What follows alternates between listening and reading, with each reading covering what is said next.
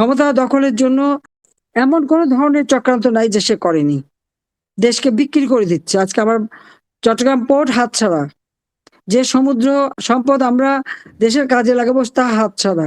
করিডোরের নামে দেশ বিক্রি। সেই সেন্ট মার্টিন দ্বীপের মানুষগুলি বন্দী অবস্থায় আছে। দেশের প্রত্যেকটা অঞ্চলের মানুষের উপর চরম নির্যাতন। জামাত, শিবির, বিএনপি, ছাত্রদল, তারপরে যত জঙ্গি সংগঠন, তারা সব এক হয়ে আজকে স্বাধীনতার সপক্ষ শক্তির উপর হামলা করছে এবং নির্যাতন চালাচ্ছে এবং ইতিহাস মুছে ফেলছে। ইতিহাস কি মুছে ফেলা যায়? 15ই আগস্টের পরেও ঠিক যে কথাগুলি বলতো, এখন আবার সেই একই কথা, একই গান গেয়ে যাচ্ছে। 21 বছর তো জাতির পিতার নাম নিতে দেয়নি।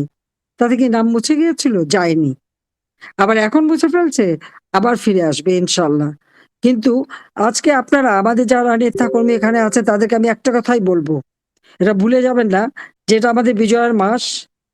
মুক্তিযুদ্ধ করে, শত্রুকে দমন করে বিজয় আমরা এনেছি। কাজে যারা বঙ্গবন্ধুর আদর্শে বিশ্বাস করেন, স্বাধীনতার চেতনায় বিশ্বাস করেন, তারা এই সমস্ত সন্ত্রাসী, জঙ্গি, গুন্ডাদের কাছে কখনো নতি স্বীকার করবেন না।